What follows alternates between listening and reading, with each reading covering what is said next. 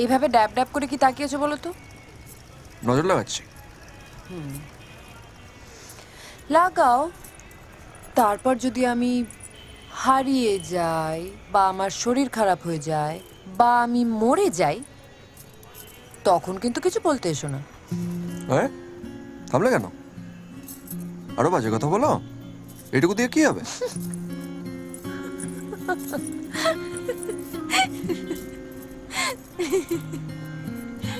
এই হাসিটা দেখার জন্যই তো এতক্ষণ অপেক্ষা করছিলাম। তোমার আমার হাসি খুব পছন্দ না? ভীষণ। তুমি সারা জীবন এইভাবেই হাসতে থাকো।